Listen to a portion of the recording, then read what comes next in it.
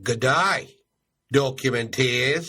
It's about as far as I can go with that accent. Hello, Documentarians. This is Bob Sham here. And boy, have we got a thick, juicy, buttery treat for you today on this episode of Documenteers. This is episode 8, and we are featuring our last guest to truly round out the foundation of what we're trying to do here at Documenteers. Not to say that the door is sealed on future guests, but this is kind of the core that we're looking at there, the points, and I'm like the square itself. And Angela, Stuart, Drew, and now Johnny are here to hold my squareness together. Johnny and I will be discussing religious movies, religious theme movies, and it will get pretty strange fairly rapidly. We thought we were going to do something easy with this one, something that was known. We are talking about Jesus Camp, but it was quite an experience sitting through this movie again after a dozen years. If you haven't seen it in a long time, I would recommend it. You hear my dogs, and maybe you've heard them once or twice before. I'm surprised you don't hear them every 10 minutes. We love them. If you'd like to support us, then what you can do is go on your iTunes or Apple Podcasts. Those are two different titles that mean the same thing. And subscribe and recommend people subscribe to the podcast Documenteers. We are the best documentary film podcast out there. I have no problem saying that. So you can rate us 5 stars. Sorry, I almost threw up in my mouth when I said stars, but it just sucks that I'm forced to comply with this old-fashioned star rating. I think what we need to do at iTunes, I think this will be the new official mission statement. You type in Documenteers in iTunes or Apple Podcasts, you give it 5 stars, and you review it. But in your review, you're essentially demanding that iTunes revert to our Herzog rating system. I think it's important, and we can really change things. We can be Herzog evangelists. You can also find us in places like Stitcher and SoundCloud and all the good podcast apps. If you look for us on a podcast app, we're not there. I don't know, man. I don't think that one's doing you any good. But good job finding our RSS feed. All right, now let's get down. Hallelujah. Stay sweet. Now, here is a motion picture film. 1,000 feet, 16,000 separate photographs. Let's tidy up this tangle of film by putting it on a reel.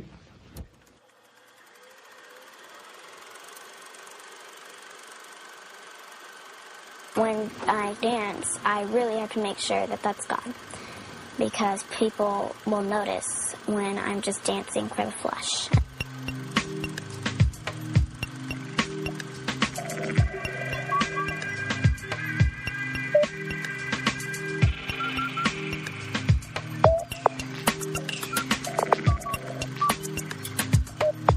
This movie is very interesting.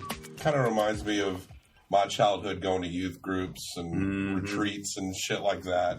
And I was baptized Methodist at the age of 13. There's pictures of me not looking happy about it. We went on this one retreat. I think it was by Lake Barkley here in Tennessee, where there's a sermon or whatever, and then they start singing Eagle songs, or at least 2 of them. Eagle songs. That Peaceful, Easy Feeling song. Got a peaceful, easy feeling that you won't let me down. Something like that. And they're singing that chorus over and over again. That's progressive for the 90s. For Methodists in the 90s, that's quite... And they would go, and then they would sing... I'm not kidding, Desperado. Over and over again. This probably went on for 45 minutes, I think. When you got baptized? This was... No, this is just a youth retreat later. Oh, right. I was a little older. 2 Eagle songs over and over again. And even at that age, I was like, this is kind of weird. Sometimes they cover Love Song by The Cure. Really? Yes. However far away, I will always love you. It's like God singing to you. You know? Yeah. And then I remember I was walking to the hotel, because we were staying at a hotel at this retreat with some other Christian Methodist friends. And there was a janitor, and he was kind of singing this song. And he was singing the Don Henley hit from the 80s, Boys of Summer. And I was like, no way. And then the janitor turned around. It was fucking Joe Walsh. I'm not kidding. No. About 50% of that story is true. I'll let you decide. I'll let you decide what part. He was actually singing Hotel California. But it was still Joe Walsh. I like the idea of Joe Walsh singing a solo Don Henley number. For some reason, I find that was the only one I know, though.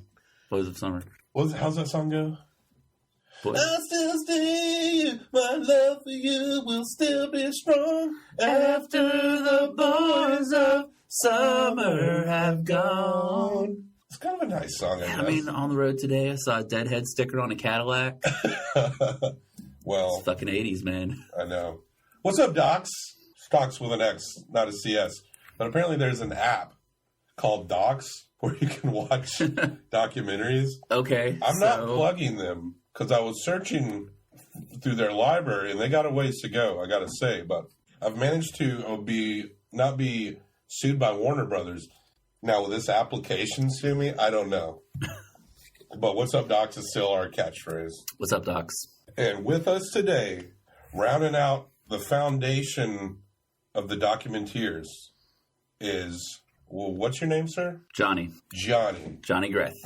Johnny and I, we talk about weird religious stuff. We like talking about cults. We have our own histories dealing with mainstream religion and weird religious movements that will slowly roll out over shows. We're not going to, this could be a 5-hour show this up top if we talk about all of our history. Oh, sweet Lord. Yeah. One thing at a time.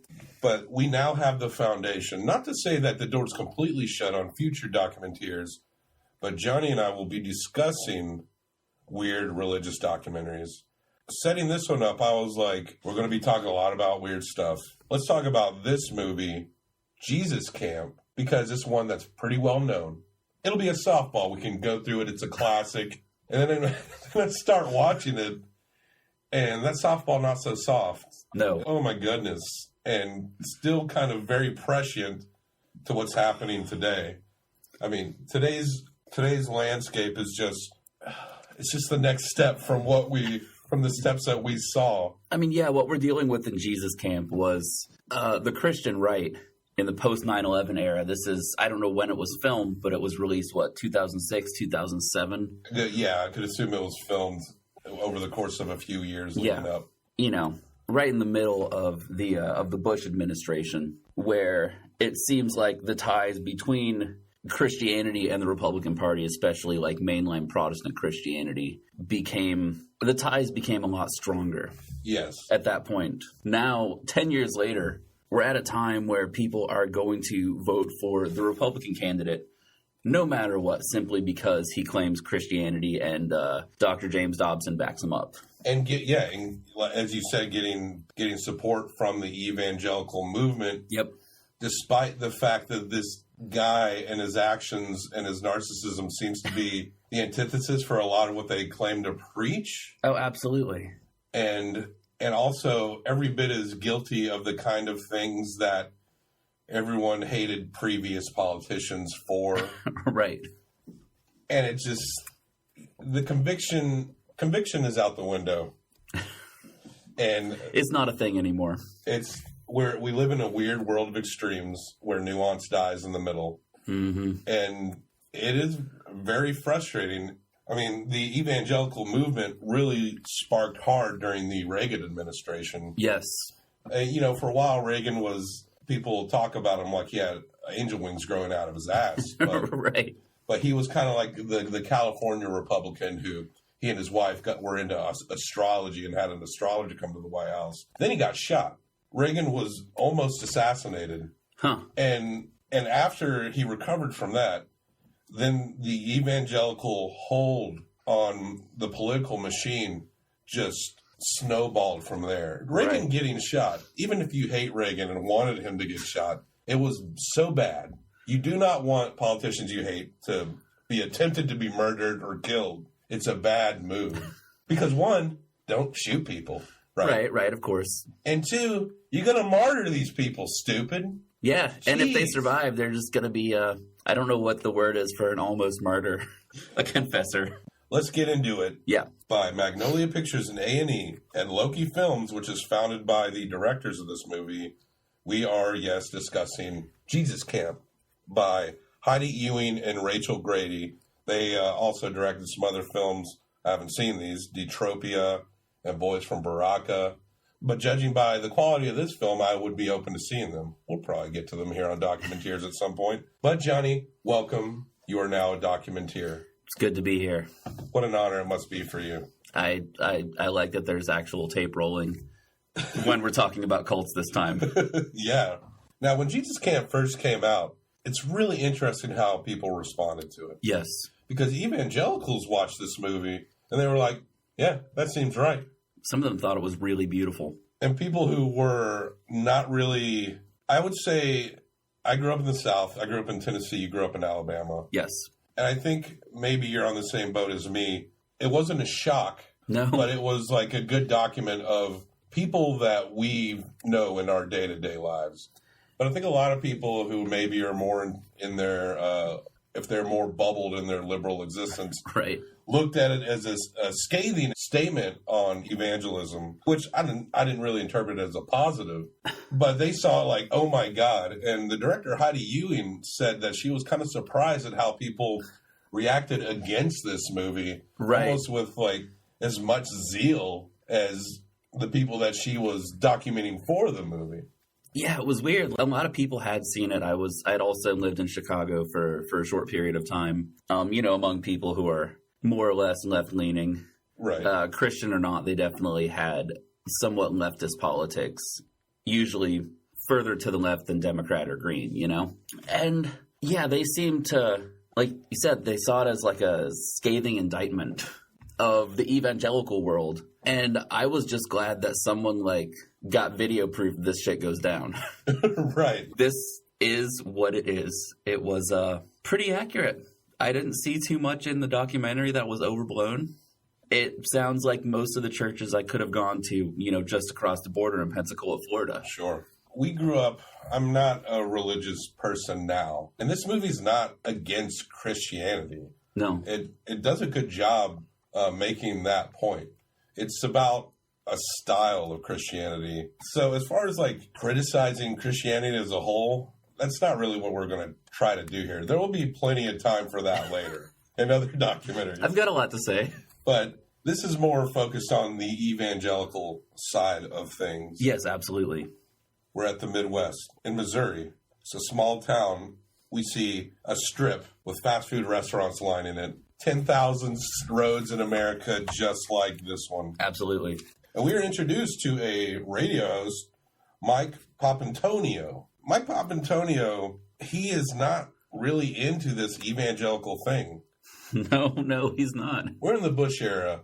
We just started rolling into Iraq, which, looking back on hindsight, super bad move. Destabilized the Middle East and has led to indefinite conflicts. And he's talking about how he's flabbergasted that people are referencing George W. Bush as a saintly figure, as someone who's a leader for these evangelical groups. And Mike Papantonio, he's not coming from an anti-Christian perspective. He's actually quoting Bible verses. Yeah, I looked him up, and he is a Methodist. This dude is also a Christian of some stripe. That's the denomination that I was in. It wasn't as uptight. There was problematic older people in my church, I will say that. Right. Who we had to kind of bail on because of reasons that are stereotypical to the Southern experiences. And hell, I've got problematic older people in my friend group, so it's just kind of you can't escape that one. Yeah, he comes from a Methodist perspective, and he doesn't like how the evangelical movement is going in lockstep with political movements. He's seeing some negative signs from a religious perspective. Mm-hmm. As I stated, Bush is anointed a great spiritual leader. We move on from Mike for now. Kids are doing an interpretive dance. Did you see a lot of interpretive dancing in your church when you were growing up? Yes, I did interpretive dance. What kind did you do? Did you do the hand motion? Oh, yeah, there were hand motions. So Bobby was raised in a Methodist church. I was raised an evangelical charismatic pastor's kid. Yeah, that was a huge part of youth involvement in these churches, was that you would all dress up in the same thing, usually, like some kind of costume. They had camo and weird fucking sticks. I haven't seen that one before, to be honest. I've seen the camo, but not the sticks. Camo was new to me. It was a lot of, like, usually the young ladies of the youth group would learn an interpretive hand dance. Yeah. No one knew what the fuck it meant, but everyone was just politely watching and clapping. Yeah, absolutely. I did one to Mary Did You Know with a group. So I kind of have, I look back on those interpretive dances with fondness, almost as like an absurd thing that is kind of funny. Yeah, absolutely. I mean, a few years ago, I'd recorded a song and I was really stoked on it. That was when I was still trying to be a professional musician, you know? And I really wanted to get someone to choreograph one of those dances to this song because I thought it would have been perfect, you know? Because it was like a song about growing up in church in the South. I would love to see one of those dances in the setting of a smoky bar. Oh, God. Oh, my gosh. Oh, can we make that happen? Yeah. Let's work on it. Okay. They're waving and tapping sticks. I'm not sure what the sticks mean, if they symbolize anything. I don't know. I mean, maybe it's just safer than swords. I've seen swords used as well. Sword, like real swords? I mean, you know, sometimes toy swords. I've definitely seen one or two pastors swinging a real sword around on stage. Because you got that armor of God and that sword. The armor of God, yeah, fighting the principalities and powers of the evil one.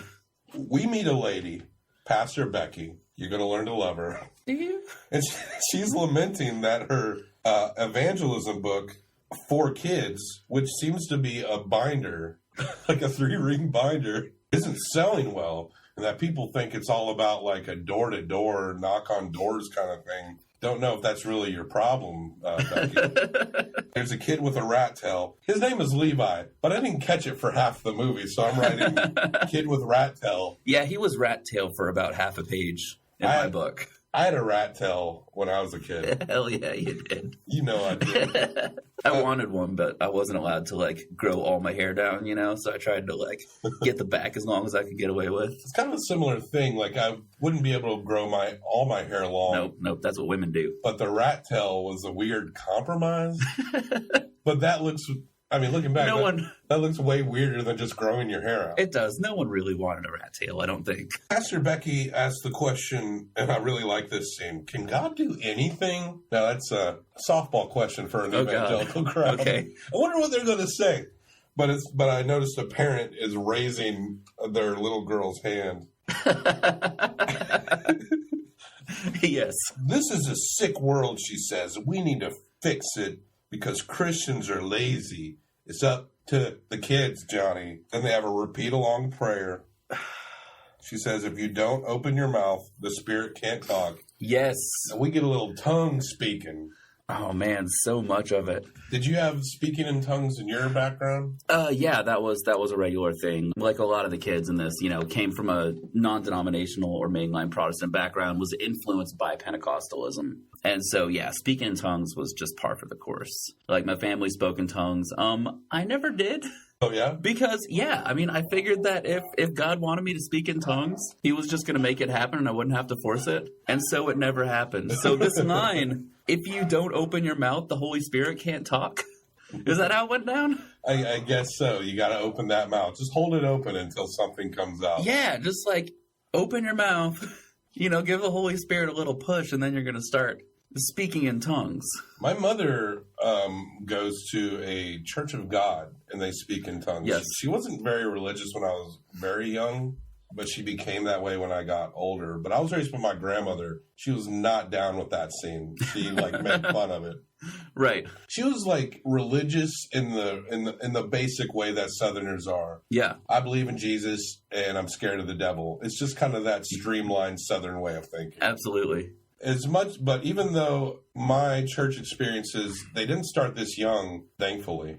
Yeah. And they weren't this dramatic. But looking back, there were influences of the evangelical movement. Yes. Particularly in the youth groups. Yeah. So, yeah, I remember I would kind of do church tours. I belonged to a Methodist church, but my friends went to this Baptist church.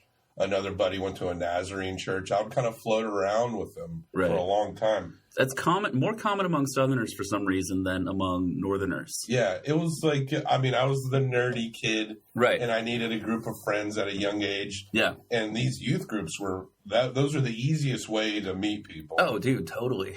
The Nazarenes apparently don't like, I imagine most denominations aren't into it, but Nazarenes, I learned later in particular, don't like it when you go to other churches like they want.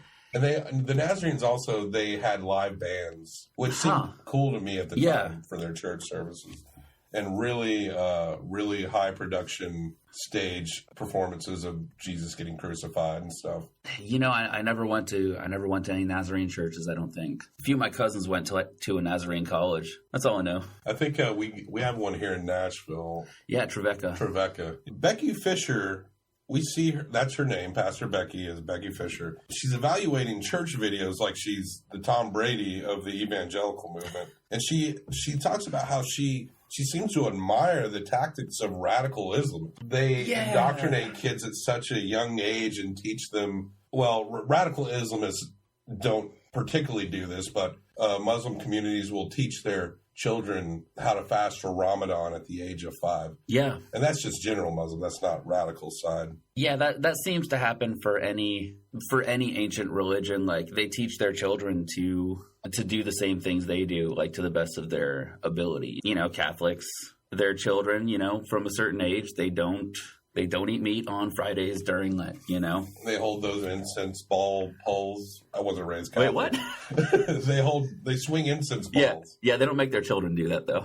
I never was Catholic, but stylistically, I always kind of admired them. I really appreciate the aesthetic a lot. Becky she seems very upbeat about where the country is at this point. She's all about Bush and the nation and where it's going. Levi, who at this point I'm just writing Rat Tail Boy, they're talking, he and a friend are talking to Becky about this camp. Becky asked Rat Tail Boy, Levi, when he got saved, and he says, I got saved at 5. I didn't think anything was fun. I wanted more out of life. 5 years old. It's like, also, his parents are also fully on board with all of this. Yeah. Well, I mean, he's homeschooled by his mom. I mean, that's the same kid, right? Levi, Rat Tail guy? I think most all these kids we meet are homeschooled, but it definitely focuses on Levi. I like their pretend debate over creationism. Like, they're enlightened by this information that they've probably heard 1,000 times. Oh, absolutely. And like any other piece of information that contradicted it would have been engaged and discussed right in a rational manner. Right, as if that was present in that house. But it's funny how he said at 5 he wanted more out of life. If the kid said to me, I'm not having any fun, I want more out of life, be like, go dig up some worms, dude. Be a kid. That's kind of the saddest part, is that these kids, they're not allowed to just be kids. Right. And a lot of the things that they're told is wicked and evil is not necessarily that way from the perspective of a young child. We're talking about the perspectives of adults projecting onto these children. You know, there's that, and I seem to... The kids that they seemed to focus on were ones that seemed to be pretty serious. They were very thoughtful kids. I absolutely loved Levi. I forget what the girl's name with the short brownish hair. Rachel or Tori? Not the one who danced to Christian heavy metal music. Rachel, the other one. Rachel. Who I couldn't help but like. Oh, absolutely. Yeah, she was super likable. And they all had this intense desire to do the right thing. And it seems like they all had a pretty strong moral compass, you know, like just an inner desire to have truth and do the right thing. And I really appreciated that about them. And they were sincere about their desire to do absolutely. This as they could. That's the difference between, I noticed that when in my church groups amongst my friends at the time, is that they weren't, I don't recall us being all that political. Right. But they were intelligent kids that wanted to sincerely do the best they could. Right. You know, I may have some philosophical disagreements today. Mm-hmm. I kind of admired them for their desire to to understand this stuff as best as they could. Levi's watching a documentary, or it's not a documentary, it's like an episode of something called The Creation Adventure Team. Oh, yes. And I wrote in my notes, kids watching a Creationist Kids doc that we will probably watch someday. I'm sure we'll get to The Creation Adventure Team. Oh, dude, are we switching from cults to just fundamentalist propaganda? Yeah. Well, we're going to get into some propaganda. Oh, hell yeah, we are. Did we come from a glob of goo? Ugh, and he's covered. Let's say that in a way that if you say yes, just sounds completely ridiculous. Human beings are like 75% goo. 43% of evangelicals are born again before 13. 75% of homeschool kids are evangelical. Levi's mom blames public school problems on a lack of prayer. You'll see that happen a lot. It's a black and white world. Welcome. Yep, prayer in schools got taken out in 1962, and then ever since then, our school systems have gone down. Does not work like that. Not that we've been systematically defunding them. Kids can pray in school if they want. I mean, if your method of prayer is to jump in front of the teacher while she's doing her lesson, or he, and scream the Lord's Prayer at the top of your lungs, you're going to go to detention for disrupting the class. But there's usually a time set aside for you to do that. Yeah, we had a moment of silence. Yes. I had a teacher, a history teacher in high school. She called me a loose cannon. She was also pretty religious, too. Whoa. And she called me a loose cannon, and I would do homework or draw pictures during the moment of silence. Yeah. So she would come up and scold me during the moment of silence. And then I would be like, I'm being quiet. And then she would like yell at me for speaking during the moment of silence because I'm responding to her telling me not to do homework during the moment of silence. Man. Just many teacher issues that I was a good kid, but I had a mouth on me, I'll tell you. Believe it or not. I can't imagine, Bobby. They're at a bowling alley by a highway porn store. Yes, obviously. Rachel, we meet Rachel. We love Rachel. She's the best. Yes, Rachel is a fantastic kid.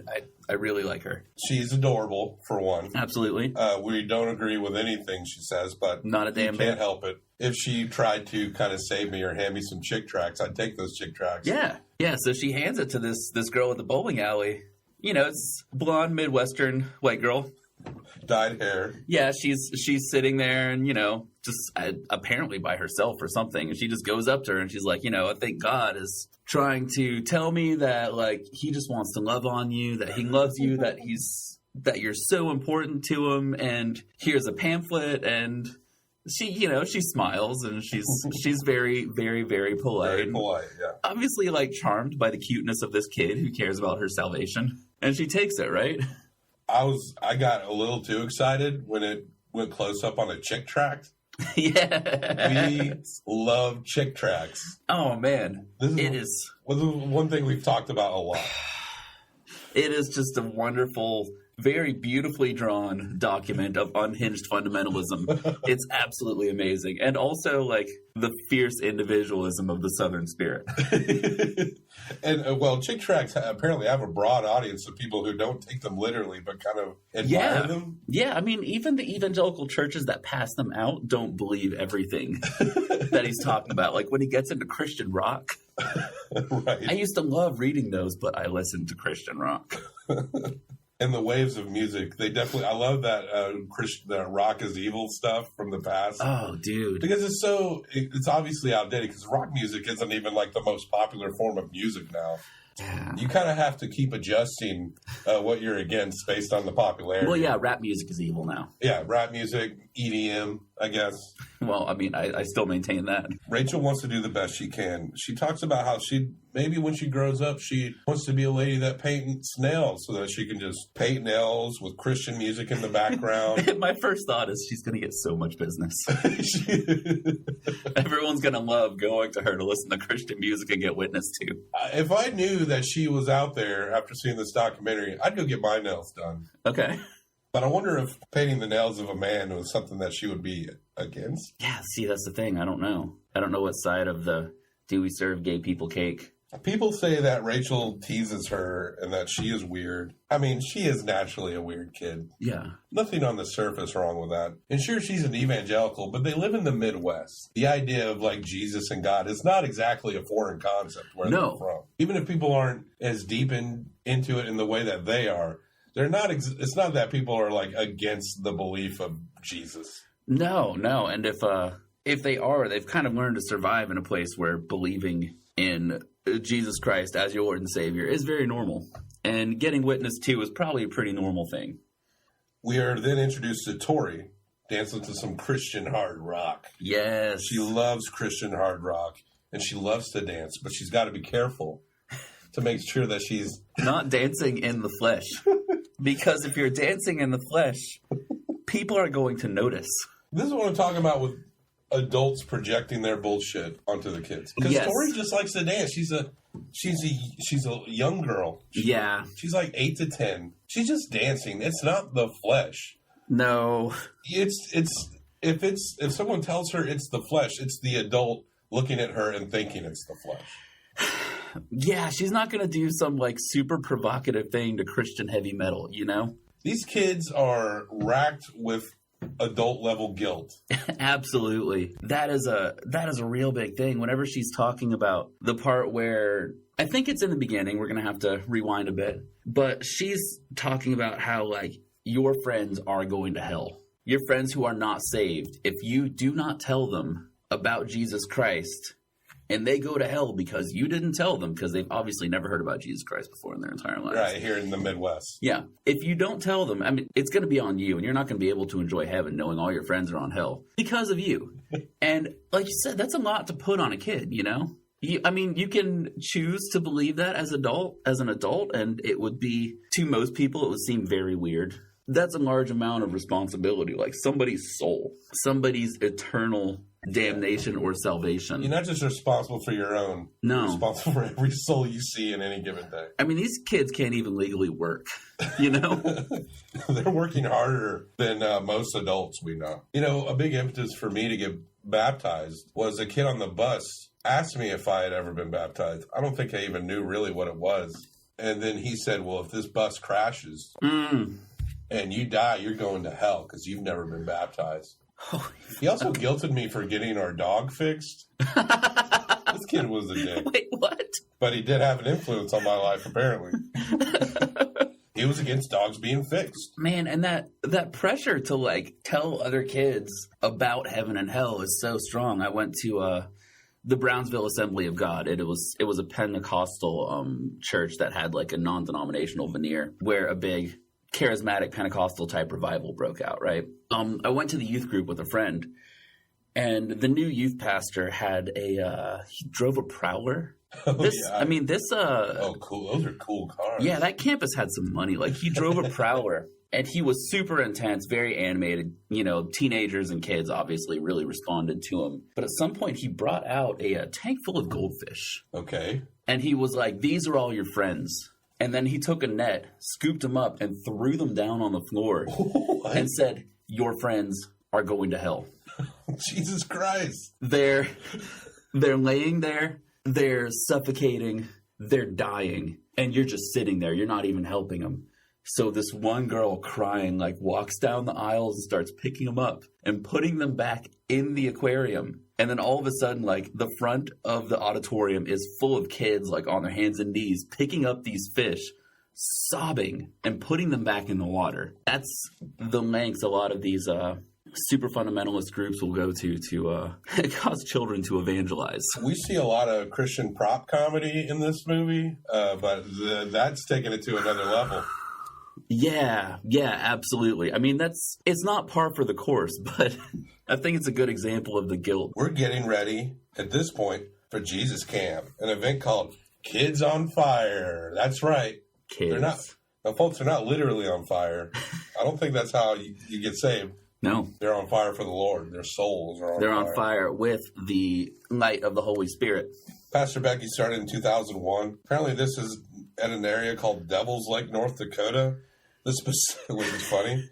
The specific area is called something else. I'll have to dig through my notes. But they do a prayer rehearsal, and they pray over the electrical equipment. Yes. And the microphones. Lord, don't bring a storm in to knock all these out. We plead the blood of Jesus over all this equipment. No microphone failures, Lord Jesus. During that prayer, there's more tongues. I made a note every time anyone spoke in tongues. You see kids getting ready. I like that one kid stuffed marlin. He had a stuffed marlin. You can get that at Bass Pro Shop. Nice. Our sponsor. Please tell me you're serious.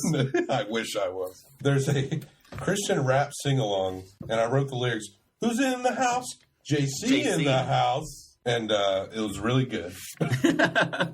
By the way, it was a remix of the song that Carmen did with DC Talk. You recognize in the early '90s? Oh, I absolutely did. That is a pastor's kid classic.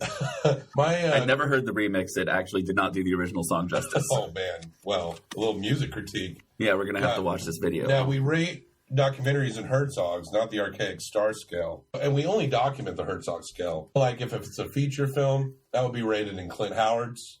Okay. Songs would probably be rated in, gosh, what musician? Probably Rebecca Black. How many Rebecca Blacks would you give the Carmen remix? Who's in the house? JC in the house. I would. We're going 5 each, right? 1 through 5 Rebecca Blacks. Yeah. Okay. I would give it a full 5 Rebecca Blacks. Oh, I was going to go 5 too. That's a 10 out of 10 Rebecca Blacks. Damn straight it is. Wow, good song. Check it out. Download it. Pastor Becky. She has a lot of Jungle Cat props. She loves prop comedy. Mm-hmm. She makes a line that says, "And then you've got a tiger by the tail." I guess talking about sin or something. And then she swings a jungle cat around. Right. And then she states that she warns about the evils of Harry Potter. Yes. Because warlocks are the enemies of God. In the Old Testament, Harry Potter would have been put to death. Levi, who, by the way, is apparently a Tolkien fan. Did you see the Tolkien book on the Lord of the Rings book on the kitchen table when he was homeschooling? No, I didn't. When he was with his mom? No. I was watching this with a friend who grew up like legit Pentecostal, like too Pentecostal for the Pentecostals, right? Wow. And he was like, "This kid's got a rat tail. She's wearing makeup. There's Tolkien on the counter. These people are posers." So they are not real Pentecostals. They're moderate evangelicals? I mean, shit. I know, right? So it's weird, these blind spots that they had, like C.S. Lewis was okay, Chronicles of Narnia, that had all kinds of magic and sorcery and that sort of thing in it. Yeah. And Tolkien was okay, even though, you have Gandalf, who was a warlock, pretty much. Yeah, he's a fucking wizard. I know, he's cool. But Harry Potter, written by a British Anglican, not okay for some reason. No. My mother, I heard my mother once talk about the evils of Harry Potter. Yes. She was just repeating what the pastor said, and then referenced the evils of the Lion, the Witch, and the Wardrobe, Chronicles of Narnia series. Whoa. And I stopped her right there, and I was like, those stories are allegories for Christian stories. Yes.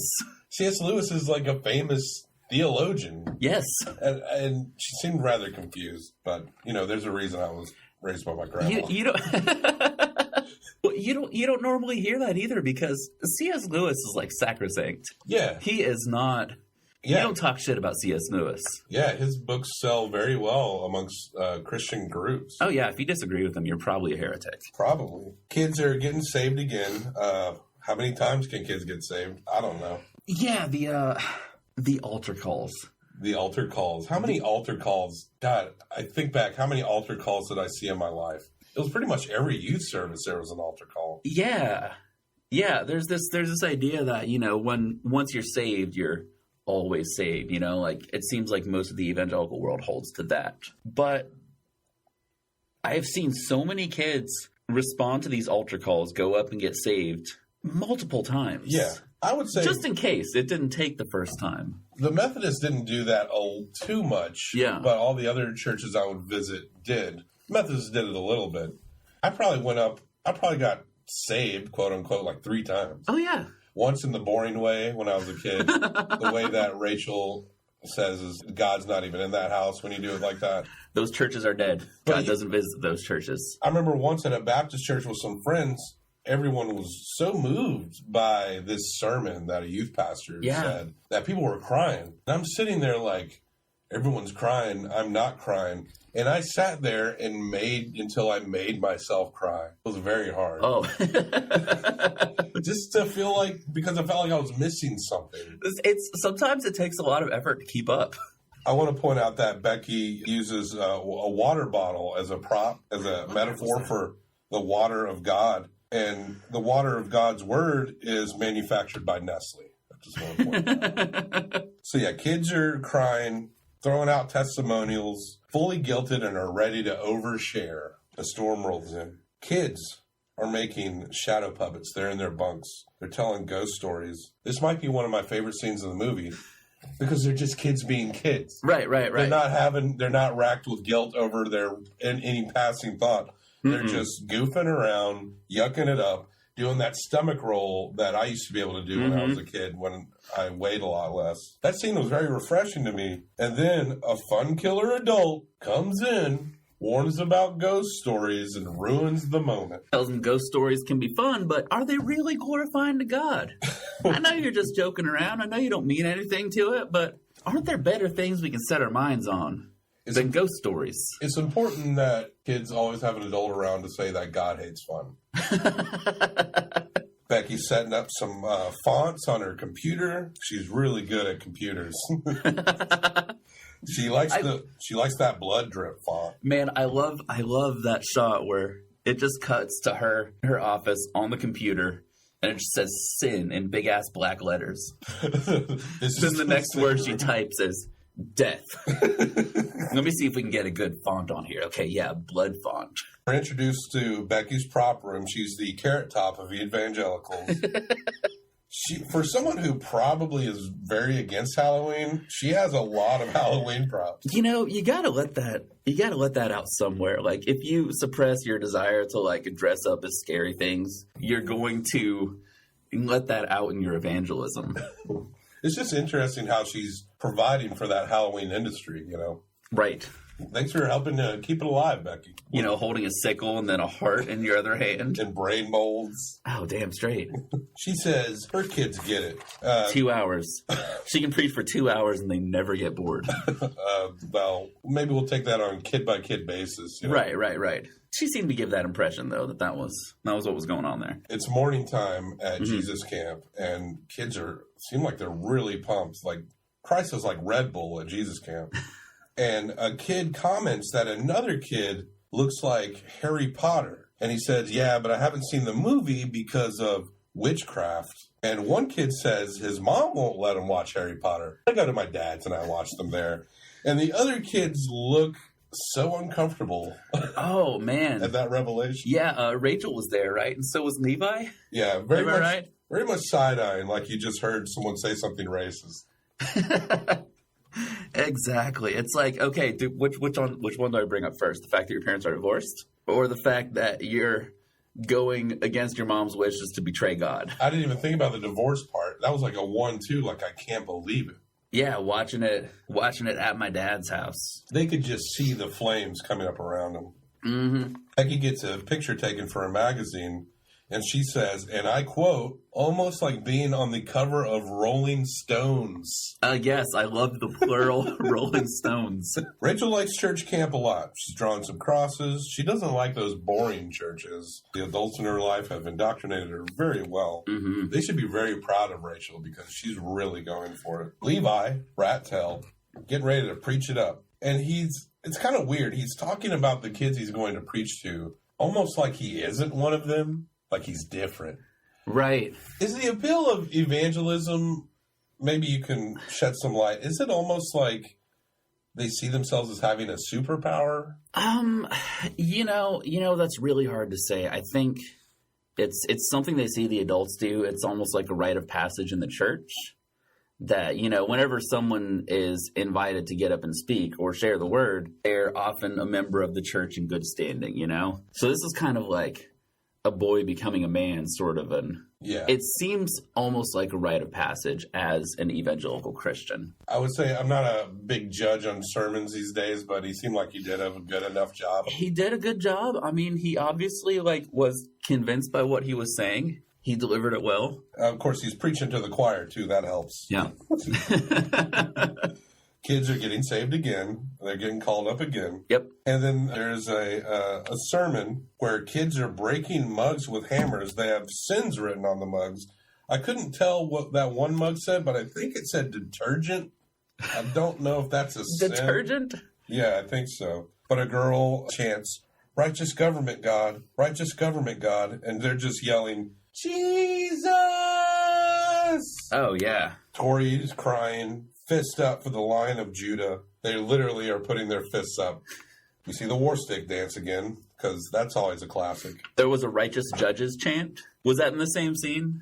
Where they were breaking the mugs? Yeah, I think so. Yeah, righteous judges, because I think GWB at the time was trying to get more pro-life judges into the Supreme Court. Right. So that was a huge deal back then. It looks like they're tripping. Especially Rachel. It looks like they're wigging out. Yeah, I kind of wanted to talk about that. That, she was, in the beginning, Becky was watching the video of that one girl who ends up on the cover of the DVD. Yeah. The Jesus Camp girl with her arms raised, tears streaming down her face. Right. People probably know that image by now. Tiny little blonde kid, absolutely.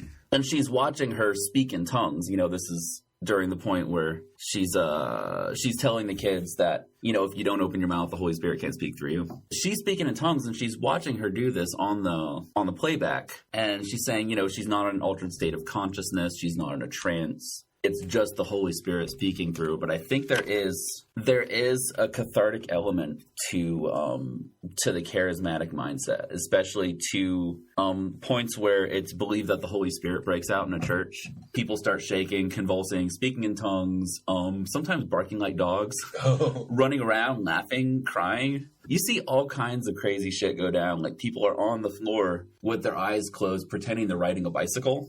It seems like that's the fun part of being charismatic. That is the fun part of being a Pentecostal-influenced evangelical, is that moment where you get to go apeshit and do whatever as long as you don't, swear and talk about sex or Harry Potter. It seems like everyone's playing charades at the same time. Yeah, and at the moment, I've participated in some of that, and it's a hell of a lot of fun. You really enjoy it, and you really believe that it is God, because it is kind of coming up from something deep inside you, I can see how it would be fun within that environment, because that's your cut loose moment. Absolutely.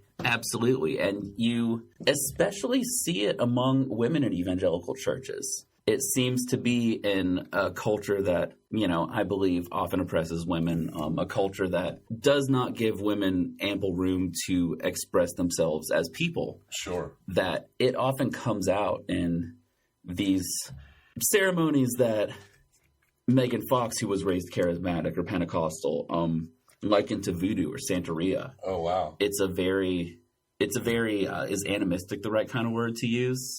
Can't wait till we get to Santeria documentaries. Oh, yeah. I'm excited to learn more about that. Levi makes a statement that when he's around non-Christians, they make him feel yucky. They make his spirit feel sick. Mm-hmm. Okay. That seems to go very much against the biblical and Christian notion that you're supposed to see the image of God in everybody. That's a weird part of that culture that separates the sacred from the secular. I think you touched point on what makes evangelism different, is that there is a specific segregation more so than any. I'm not a religious person, so I don't often try to argue perspectives from a biblical perspective. Right. Even the aspects of Jesus that I think are very positive it's still not something that I literally believe in. Right. But at the same time, my favorite stories of Jesus, he's not walking around surrounded by people who agree with everything he says. No, he is not. He's actually making an outright point to not do that. and Yeah. to kind of really just have an open hand for anyone for any reason. Mm-hmm. And he's usually fighting the Pharisees and the Zealots who are trying to segregate themselves from the surrounding secular or pagan culture. And he actually, if I remember correctly, he gets pissed off at some Pharisees when they're all counting money up in the temple. Many times. And you know what? Money is politics. Mm-hmm. Jesus didn't really like the blending of those things, it seemed. No, I mean, he said, and I quote, you have, I mean, this is not verbatim, by the way. Of course not. It's been a while. You have made my father's house a den of thieves. There were people selling sacrifices to present on the altar in the temple. So yeah, he said, you have made my father's house a den of thieves. And then he turned the tables over. Like, he frees a lot of the animals from their cages. And he starts, he flips out. It's the angry Jesus passage. One of the best ones. It's fantastic. I'm fond of that one. We go back to camp. I think we're at camp still. They pull out a George W. Bush cutout, and the crowd is blessing it. Thinking back at this time, I was in college and then left college around this time. And it really did feel like everyone was on, especially leading up to the Iraq War, that so many people were on this Kool-Aid. Yeah. There were some people that were like, hey, this all seems like a bad idea. And our radio host, Mike, apparently was one of those people. It would have been refreshing to hear him at that time. But I noticed that in media, there wasn't a lot of people that were just like, this is a shit idea. We shouldn't do this. This guy is not a saint. He's just a guy. But there was just kind of this avid fever. Mm-hmm. And I can't help but think that this is that the polarization truly started at that point. You know, in the beginning of the documentary, it talked about Mike Papantonio talking about how it's, blurring the lines between church and state. It's tearing down that wall, and it is linking Christianity with politics. And I remember watching that and thinking, like, he doesn't even know how right he is. Yes. Like, he knows he's right in the moment, but I'm not sure he saw Trump coming. No, I don't think many of us did not. We could have seen Ted Cruz coming, and thank the Lord it's not Ted Cruz, because he would have been way more successful than Trump. Yeah, I mean, one minute saving grace with Trump is that he doesn't understand the rules and how they work. Absolutely. That might be the one thing that saves us with Trump. His narcissism that alienates him from even his closest friends and family is really what is saving us from going down in flames at the moment. But, okay, so, yeah, you're right. It's been opening that moment of, you saw this started with Reagan in the 80s. Yeah. Jerry Falwell started the moral majority. Before then, Republicans were mostly secularists. They were secular capitalists. Mm-hmm. With the abortion issue and with a lot of issues of the government trying to force Jerry Falwell's school to integrate. There were a few things that happened, like they saw it as government overreach. They saw government reaching into their private institutions and telling them how they're supposed to live their lives. And that is where the Christian right got its start, truly, in the 80s with Reagan. It went through, we were kind of cool with George Bush Sr. because he was also ostensibly a Christian. Yeah, he was more of like a straightforward political nerd. But George W. Bush was our stronghold against the Muslims. Yeah.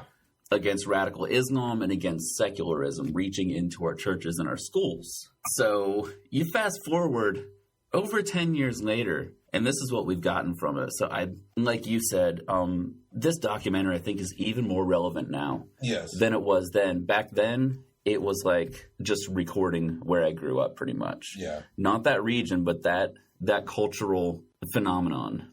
The perspective we have now watching this movie is pretty incredible. If you haven't seen this movie in a while, and a lot of people have seen this movie, it's kind of a notorious documentary. Oh, absolutely. Watch it again. Sweet Lord. And it probably won't make you feel better, but perspective... No, I got pretty drunk. Perspective is pretty interesting. We get an anti-abortion lecture from easily the most boring speaker in the whole movie. Lou Engle. Yeah. Rattel Levi steps up to the stage, and Lou is using his hand for a prop, really phoning it in. Yes. I wrote in my notes, half these kids have to be bored at this point. The weird thing is they should be, but Lou Engle was such a celebrity in the pro-life movement in the early 2000s. He was from the International House of Prayer in Kansas City. which was a big charismatic, speaking in tongues sort of group where people would come to this. It was interdenominational. People would come to this. They had people praying 24/7. And so he was a name. And I think a lot of the kids were very excited to see him. So when Levi got this, prophecy from Lou Engle, it made me think of the comparisons we were talking about where they are now. The Guardian article, where there was that one kid, we've got to talk about the blonde kid with the bowl cut. Oh, we'll get there. Mr. Summercamp.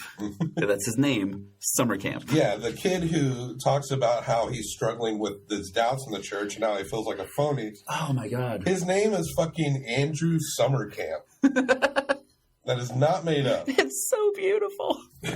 He was my favorite. Any somewhat intelligent kid or any introspective kid who grew up in that situation had those moments, and he got up on fucking stage. Yeah. And said that. And then he prayed with cross-legged on the floor with his arms spread out. It was like a fucking Buddha moment. Yeah. You know what I mean? He was feeling it. It was awesome that he was able to admit his doubts in front of an entire congregation of kids who looked very obviously uncomfortable. And the adults did too. So this guy, what's his name? Lou Engle. He's like the Bruno Mars of the evangelical movement. And his favorite hit song. He was kind of like their Bernie Sanders for a while. His favorite hit song is "Abortion is Murder." I didn't know that was a song. I missed that one. You know it is somewhere. No, wait, POD did one that was called "Abortion is Murder" at some point, I think. Payable on death. Yeah.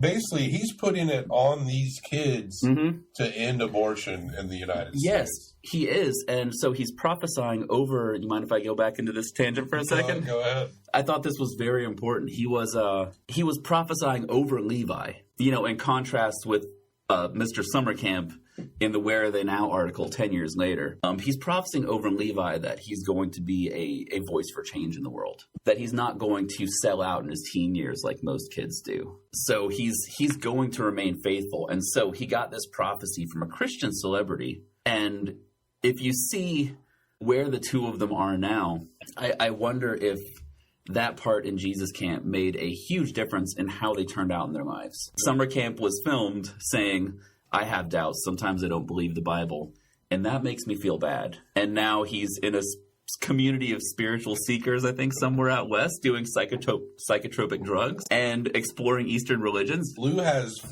fetus props. I want does. those. They were tying them to their hands. They're just like king cake babies with more detail, Yeah, yeah. Pop Antonio, that's his name, right? Yes. Sorry, Mike. I'm sorry to fuck up your name. Warns of a religious army taking over politics. Bush, at this point, is appointing Alito, and the evangelicals like it. He appoints Alito to the Supreme Court. It's a big show at Colorado Springs. Kids are kneeling, swaying to some rockin' jams. Maybe Newsboys. I don't know. Yeah. Skillet. That was at their first CD release party. Nice. Yeah. Ted Haggard is at this Colorado Springs. Oh, this guy is a gem. Boy, is he. He preaches that there is no true debate on these issues. No. It's the Word of God.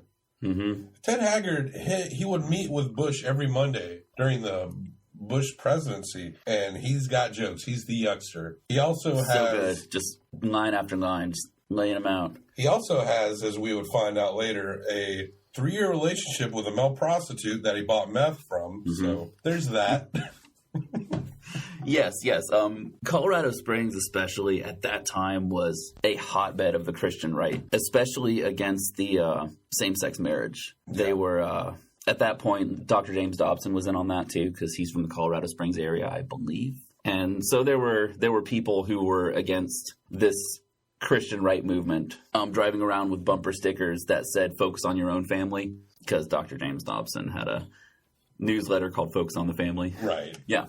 So this was a huge political talking point at the time. The state of Colorado, there's something for every extremity there. Man. Boy, is there. It's a beautiful state. Really is. Now, Haggard says kids love evangelism, says more churches are happy. Like Pastor Becky, he's seeing a lot of positive things. Mm-hmm. He wants an assertion of belief upon the nation. Levi gets to meet Haggard. Imagine that's equivalent to me meeting David Bowie or something. And he's like starstruck. Yes. We cut to kids in D.C. singing about the blood of Jesus. The abortion sermon guy, Lou, he's leading them. And he's wobbling like he has to pee. I guess that's like a charismatic thing. Who was it? That Lou guy. Oh, Lou. Yeah, he's doing that like... It's almost like autistic stimming, where he's rocking back and forth from the waist. That's what I call Christian rock. Good one. That was good, Bobby. Thank you. That was his trademark move. Whenever the Holy Spirit came over him, he would rock back and forth. And you could see that his followers from, they called it IHOP, International House of Prayer, that his followers would do the same thing when they were praying. It was like his own special move caught on. If you just put him while he's swaying at like a shoegaze show or something, oh yeah, no one would bat an eye. They'd be like, he's really into Ride. The kids have life taped over their mouths. Classic protest move.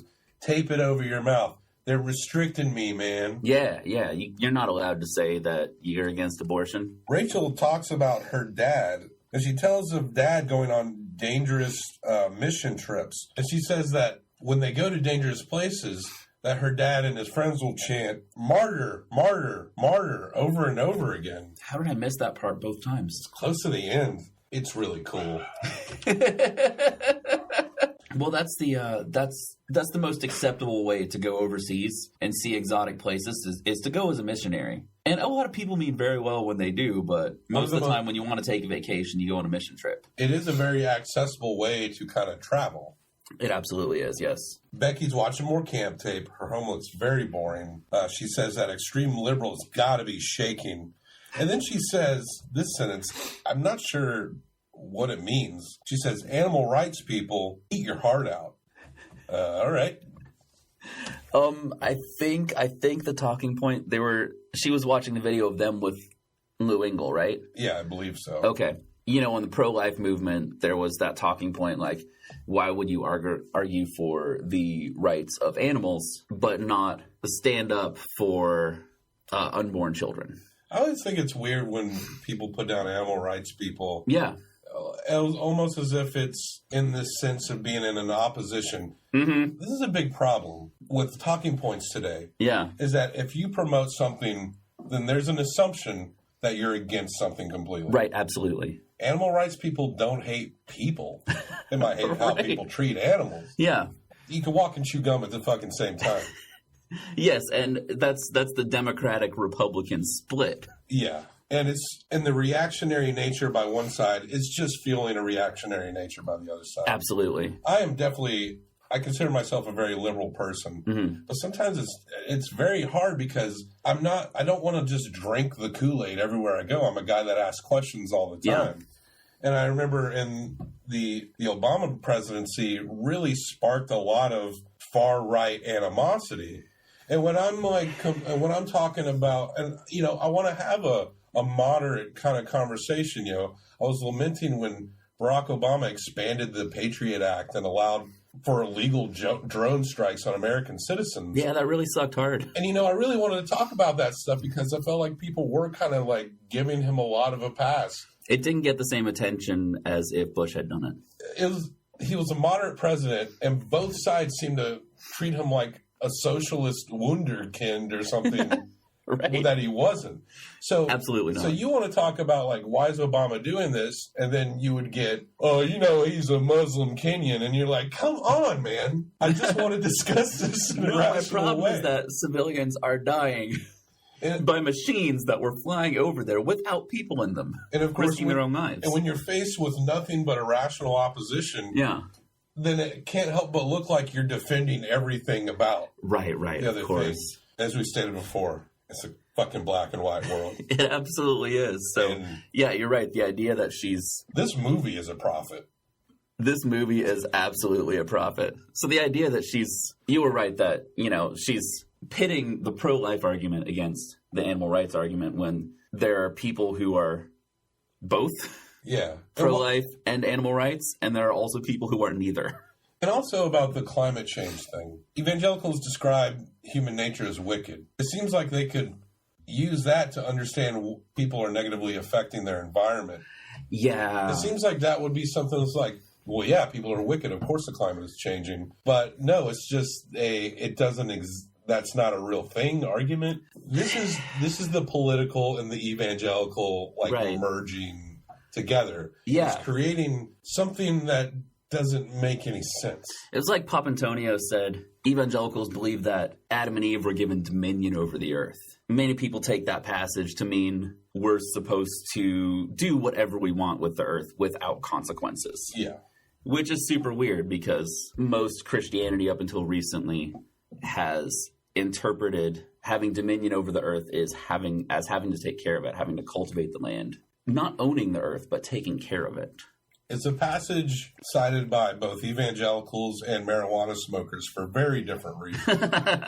Papantonio talks to Becky. She goes on his show. Becky admits that what is fed to kids at a young age stays with them for their life in some form. Oh, man. Yeah, they do. Papantonio calls it indoctrination. Becky doesn't mind the process. She's not really denying that much. Yeah. She says she's not aware of political indoctrination. Come on, Becky. We'll get more into that later. Can I just say I love how 10 years later, Becky is a slang term for a clueless white girl?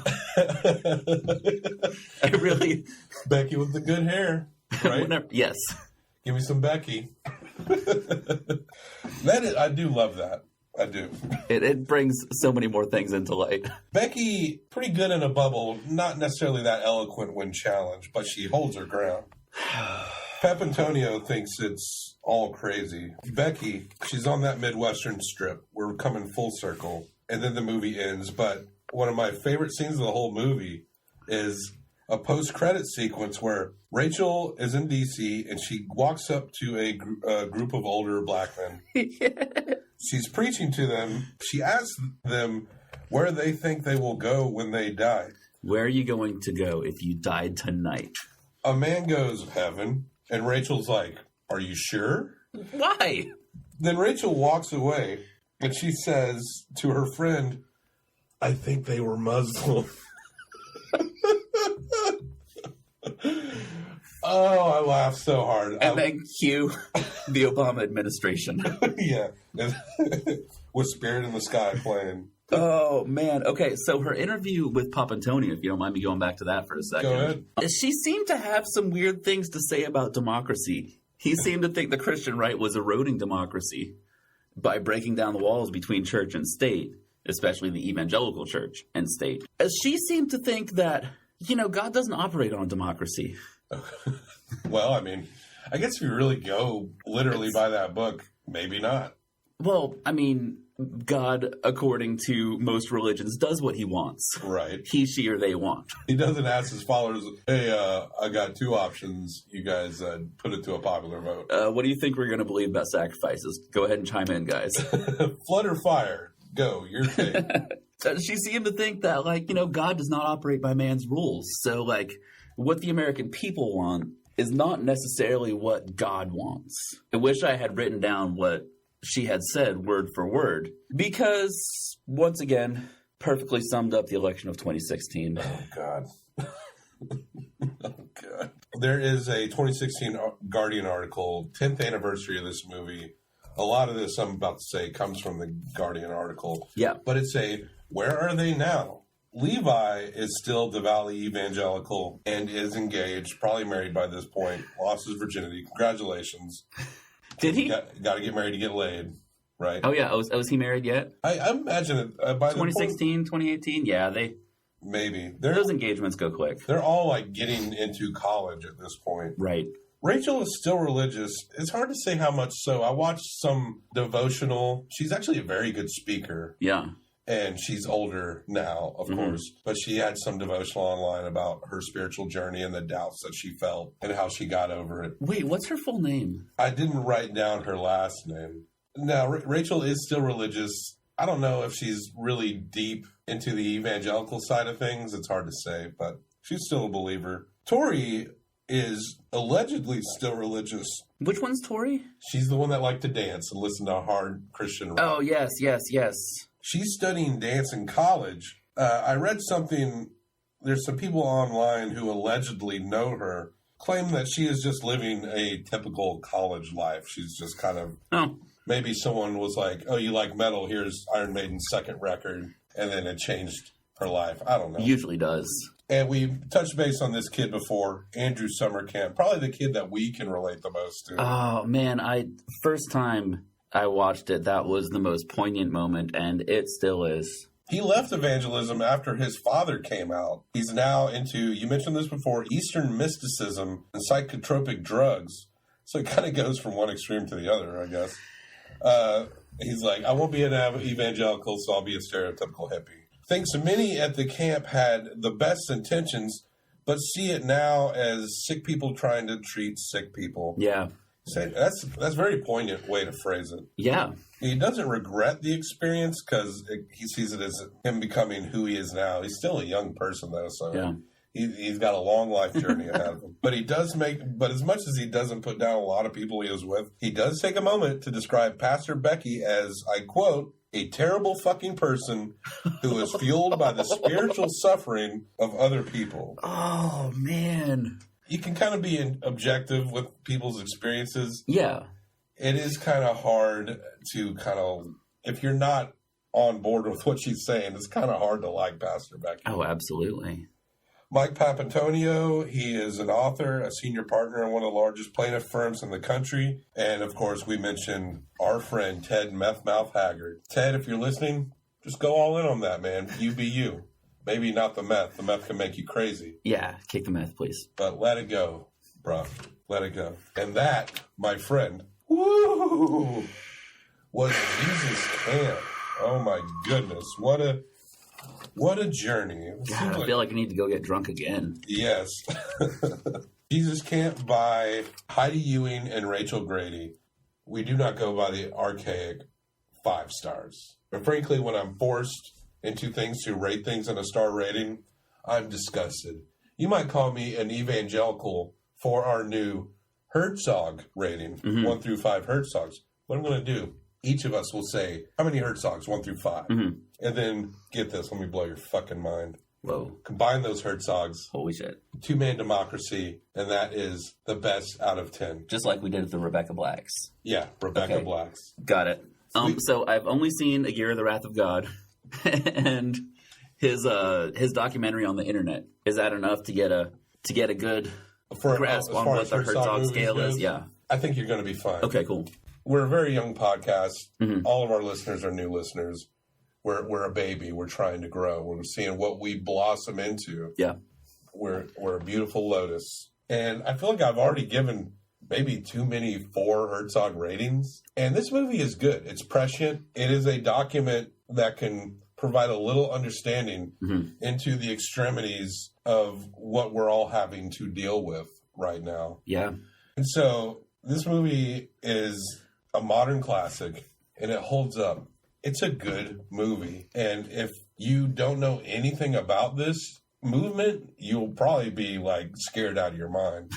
Right. I would say stay calm, because I've noticed that as much as there's been a lot of bullshit over the years, there's been something else gradually growing. Now, Christianity in general is still the most popular religion. Right. But you know what's slowly increasing? I think it's at like 20-something%. Are people that they're not necessarily non-spiritual people, but do not identify with any specific religion or spiritual notion. They may have their own philosophies. Yeah. Just people who are rejecting outright spiritual movements and just going their own way is the fastest growing way of thinking in America right now. So as much as we kind of may lament what this means, there is some ray of hope. There is people kind of pushing against it. And I think these extremities, and I think that results from people seeing these extremities and seeing the influence of these extremities in their lives. And after the Iraq War especially, we're also, and it's been fueled by the rise of Trump and his ilk, there have been a growing number of progressive Christians as well. This is not the only option out there in the evangelical world even. Right. Evangelicals and charismatics are often starting to shift left because they're seeing the failure of, trying to say, force your sexual ethics on an entire nation. So there is hope in that area as well. Like, not only among the spiritual but not religious crowd, but among people who grew up evangelical or even converted to Christianity. And it's not unusual if you do kind of read Jesus's words, how someone could be more of not necessarily some far right person, more like kind of almost socialist in a way. It's not that far off. I've known some very socialist Christians. Same here. Christians that believe in all their heart, but they're not going to avoid a party, you know? Right, absolutely. This movie, it's a classic. It's great. I'm giving it 4.5 out of 5 Herzogs. Whew. I'm rating it high. I think whenever it happened in 2006, whenever it first came out, I probably would have given it 3.5 because I was just tired of seeing that shit at that point. Sure. I had not been out of it for long enough, and I was still going to a church that was somewhat similar, but living with a Christian anarchist community in Oklahoma at the same time. So, you know, I would have given it 3.5 then because it was not enjoyable. Now, people just heard you say Christian anarchist community. We're not going to get into it this episode. Nope. But stay tuned for future Johnny episodes. So I would have given it maybe 3.5 then because it was a fucking boring subject. We were smack dab in the middle of the Bush administration. It was something that I didn't even want to think about. It was not entertaining. Now, looking back, realizing what it had predicted, like, it caught a moment that has just blossomed into full-scale fuck-uppery. Yep. I would have to give it 4.5 now, and I'm reserving the half star because I would have liked more evangelical shop talk. I would have liked there to be more for people who grew up in that and for people who know the ins and outs of the Christian right already, you know? But as it stands, for someone who wants to look back at where they were or have never heard of this movement whatsoever or have seen it but have not seen it in depth, I think it's an incredible primer for evangelical politics and theology. Absolutely. And I think the fact that when people watched this, thought that there was some interesting things about this movie, whether or not they were within the evangelical movement or without it. And if any documentary director can pull that off, you really accomplish something that is very challenging. Yeah. And I don't think we should underestimate what Hottie Ewing and Rachel Grady accomplished with this movie. Yeah.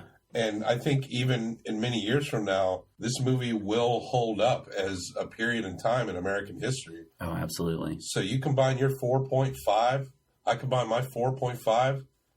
That's a 9 out of 10 Herzog movie. Already, we've got in our young podcast, I think we rated The Band That Wouldn't Die, one of our 30 for 30 episodes, 8 out of 10. Right. I'm already thinking that's a little high. But this movie, I absolutely 100% believe that this is a 9 out of 10 Herzog documentary. Absolutely agree. Oh my gosh, Johnny. Now, Johnny, this is just the first of our many religious themed movies. Folks, the episodes that Johnny are going to be on, they're going to get fucking weird real quick. Shit's going to get crazy. And may even be the most accessible because we're always looking through YouTube for like weird religious documentaries. And there's no shortage of them. So, you know, you probably would have had to rent Jesus Camp, or at least if you did it legally, to prepare for this show now. By the way, it's up on Vimeo. Oh, yeah. I was able to watch it on there. I rented it, and then I found it on Vimeo yesterday to find like a bumper for it, and I was like, damn it.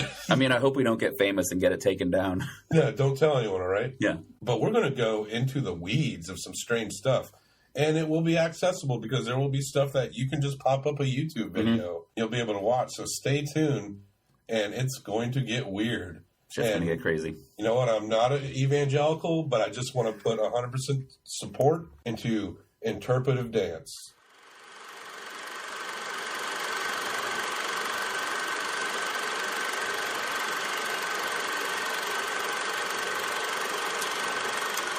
That one hit from the 80s. I can see you, my love for you will still be strong after the boys of summer have gone. Out on the road today, I saw a deadhead sticker on a Cadillac.